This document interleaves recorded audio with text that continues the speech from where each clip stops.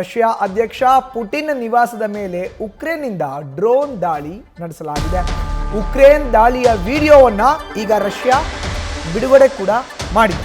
Russia ಅಧ್ಯಕ್ಷ Putin ನಿವಾಸದ ಮೇಲೆ ಉಕ್ರೇನ್ ಡ್ರೋನ್ ದಾಳಿ ಮಾಡಿರುವಂಥದ್ದು.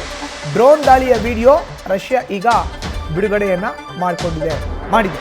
ಪುಟಿನ್ ಮನೆ ಜೊತೆ ಮಾಸ್ಕೋ ಕ್ರೈಮಿಯಾದಲ್ಲಿನ ದಾಳಿ 6 kg ಸ್ಫೋಟಕಗಳನ್ನು ಹೊತ್ತು ತಂದಿದ್ದ ಒಂದು ಡ್ರೋನ್ ಭಯಾನಕವಾಗಿದೆ. ಅದನ್ನು ನೋಡೋಕ್ಕೆ ಭಯಾನಕವಾಗಿದೆ. ಪುಟಿನ್ ನಿವಾಸದ ಮೇಲಿನ ಆ ದಾಳಿಯ ದಾಳಿಯ ಕುರಿತು ಕಳವಳವನ್ನು ವ್ಯಕ್ತಪಡಿಸಿದ್ದಾರೆ ಭಾರತದ ಪ್ರಧಾನಿ ನರೇಂದ್ರ ಮೋದಿ. ಹೆಚ್ಚಿನ ಮಾಹಿತಿ ನೀಡಿದ್ದಾರೆ ನಮ್ಮ ಪ್ರತಿನಿಧಿ ವಿದ್ಯಾ. ಈಗ ದೂರವಾಣಿ ಸಂಪರ್ಕಕ್ಕೆ ಸಿಕ್ಕಿದ್ದಾರೆ. ವಿದ್ಯಾ, ನಾವು ದೃಶ್ಯಾವಳಿಗಳನ್ನು ನೋಡ್ತಾ ಇದ್ದೀವಿ. ನೋಡೋಕ್ಕೆ ನಿಜಕ್ಕೂ ಕೂಡ ಭಯಾನಕವಾಗಿದೆ. ಇದು 28/12/2025 ನಡೆದಿರುವಂಥ ದಾಳಿ. ಮಾಹಿತಿ ನೀಡೋದಾದ್ರೆ ಮಧುಸೂದನ್, ಈಗೇನ್ ನಾವು ವಿಡಿಯೋ ಗಮನಿಸ್ತಾ ಇದೀವಿ, ಆ ವಿಡಿಯೋ ಬಗ್ಗೆನೇ ಒಂದಿಷ್ಟು ಪ್ರಶ್ನೆಗಳಿದ್ದಾವೆ. ಆ ವಿಡಿಯೋ AI ಜನರೇಟೆಡ್ ಅನ್ನುವಂತಹ ಒಂದು ಆರೋಪವನ್ನ ಮಾಡಲಾಗ್ತಾ ಇದೆ.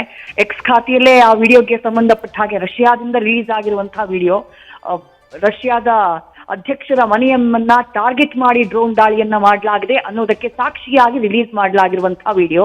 ಆದ್ರೆ ಈ ವಿಡಿಯೋ ಒಂದು AI ಜನರೇಟೆಡ್ ವಿಡಿಯೋ ಅನ್ನುವಂತಹ ಆರೋಪವನ್ನ ಮಾಡಲಾಗ್ತಾ ಇದೆ. ಯಾಕಂದ್ರೆ ಈ ವಿಡಿಯೋದಲ್ಲಿ ಕೆಳಭಾಗದಲ್ಲಿ ನಾವು ಸ್ನೋನ ಗಮನಿಸಬಹುದು, ಅಂದ್ರೆ ಹಿಮಪಾತ ಆಗ್ತಾ ಇದೆ ರಷ್ಯಾದಲ್ಲಿ.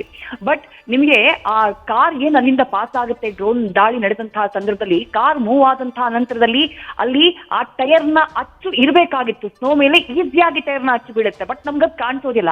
ಹಾಗಾಗಿ ಜೊತೆಗೆ ಸೌಂಡ್ ಕ್ವಾಲಿಟಿ ಬಗ್ಗೆಯೂ ಕೂಡ ಫ್ಯಾಕ್ಟ್ ಚೆಕರ್ಸ್ ಕನ್ಸರ್ನ್ ವ್ಯಕ್ತಪಡಿಸಿದ್ದಾರೆ.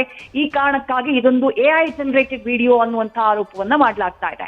ಇದರ ಮಧ್ಯೆ ಹಾಗಾದ್ರೆ ನಿಜಕ್ಕೂ ದಾಳಿ ನಡೆದೇ ಇಲ್ವಾ ರಷ್ಯಾ ಅಧ್ಯಕ್ಷರ ನಿವಾಸದ ಮೇಲೆ ಅಂತ ಕೇಳಿದ್ರೆ, ರಷ್ಯಾದ ವಿದೇಶಾಂಗ ಸಚಿವರು ಈ ಬಗ್ಗೆ ಸ್ಪಷ್ಟನೆಯನ್ನ ಪಡಿಸಿದ್ದಾರೆ. ಅವರೇ ಹೇಳಿದ್ದಾರೆ, ಇಲ್ಲ 91 ಡ್ರೋನ್ಗಳ ಮೂಲಕ ಉಕ್ರೇನ್ ನಮ್ಮ ಮೇಲೆ ಅಟ್ಯಾಕ್ ಅನ್ನ ಮಾಡ್ತು, ರಷ್ಯಾ ಅಧ್ಯಕ್ಷರ ನಿವಾಸವನ್ನ ಟಾರ್ಗೆಟ್ ಮಾಡಿ ಅಟ್ಯಾಕ್ ಮಾಡ್ತು. ಆದ್ರೆ ಆ ಎಲ್ಲಾ ಡ್ರೋನ್ಗಳನ್ನ ನಮ್ಮ ಏರ್ ಡಿಫೆನ್ಸ್ ಸಿಸ್ಟಮ್ ನೆಲಸಮ ಮಾಡುವಲ್ಲಿ, ಹೊಡೆದುರುಳಿಸುವಲ್ಲಿ ಸಕ್ಸಸ್ ಆಗಿದೆ ಅಂತ ಹೇಳಿ ರಷ್ಯಾ ವಿದೇಶಾಂಗ ಸಚಿವರು ಹೇಳಿದ್ದಾರೆ. ಈಗ ರಷ್ಯಾ ವಿದೇಶಾಂಗ ಸಚಿವರು ಇಂಥದೊಂದು ಮಾತನ್ನ ಹೇಳ್ತಾ ಇದ್ದಾರೆ. ಜೊತೆಗೆ ಇನ್ನೊಂದು ಫೋಟೋವನ್ನ ರಿಲೀಸ್ ಮಾಡಿದ್ದಾರೆ. ಎಕ್ಸ್ಪ್ಲೋಷನ್ಸ್ ಇರುವಂತಹ ಒಂದು ಡ್ರೋನ್ ದರಾಶಾಹಿ ಆಗಿರುವಂತಹ ಫೋಟೋ.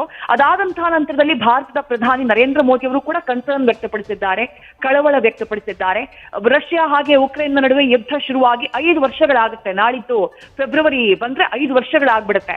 ಹಾಗಾಗಿ ಪೀಸ್ ಟಾಕ್, ಒಂದು ಶಾಂತಿ ಮಾತುಕತೆಗೆ ಈ ರೀತಿಯಾದಂತಹ ದಾಳಿಗಳು ನಿಜಕ್ಕೂ ತಡೆಯನ್ನ ಉಂಟು ಮಾಡುತ್ತವೆ. ಹಾಗಾಗಿ ಆ ಭಾಗದಲ್ಲಿ ಶಾಂತಿಯನ್ನ ಮರುಸ್ಥಾಪಿಸುವಂತಹ ನಿಟ್ಟಿನಲ್ಲಿ ರಾಜಕೀಯ ನಾಯಕರು ಪ್ರಯತ್ನ ಪಡಬೇಕು ಅನ್ನುವಂತಹ ಸಲಹೆಯನ್ನ ಪ್ರಧಾನಿ ಮೋದಿ ಕೊಟ್ಟಿದ್ದಾರೆ. ಬಟ್ ಇದಕ್ಕೆ ಉಕ್ರೇನ್ನ ಉತ್ತರ ಏನು ಅಂತ ಕೇಳಿದ್ರೆ ಬಹಳ ಇಂಟ್ರೆಸ್ಟಿಂಗ್ ಆಗಿದೆ ಮಧುಸೂದನ ಉತ್ತರ. ಅವ್ರು ಹೇಳ್ತಾರೆ, ನಾವು ಯಾವ ದಾಳಿ ನಡೆದಿಲ್ವೋ ಆ ದಾಳಿ ಬಗ್ಗೆ ಭಾರತದವರು, ಪಾಕಿಸ್ತಾನಿಗರು, ಜೊತೆಗೆ ಯುನೈಟೆಡ್ ಅರಬ್ ಎಮಿರೇಟ್ಸ್ ನ ವಿದೇಶಾಂಗ ಸಚಿವರು ಎಲ್ಲರೂ ಕನ್ಸರ್ನ್ ವ್ಯಕ್ತಪಡಿಸಿದ್ದಾರೆ. ನಾವು ದಾಳಿನೇ ಮಾಡಿಲ್ಲ, ಇದು ರಷ್ಯಾದ ಒಂದು ಪ್ರೊಪಗಾಂಡ.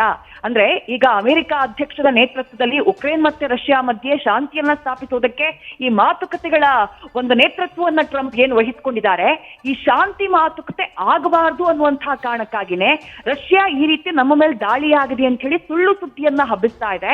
ಆ ಮೂಲಕ ಪೀಸ್ ಟಾಕ್ಗೆ ಒಂದು ತಡೆಯನ್ನ ಒಡ್ಡಬೇಕು, ಶಾಂತಿ ಮಾತುಕತೆಗೆ ತಡೆಯನ್ನ ಒಡ್ಡಬೇಕು.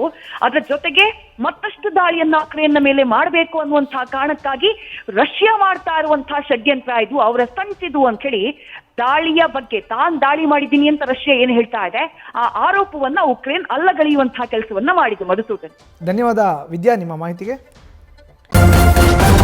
ನ್ಯೂಸ್ ಫಸ್ಟ್, ನಿರ್ಭೀತಿಯಿಂದ ನಿಮ್ಮ ಪರವಾಗಿ.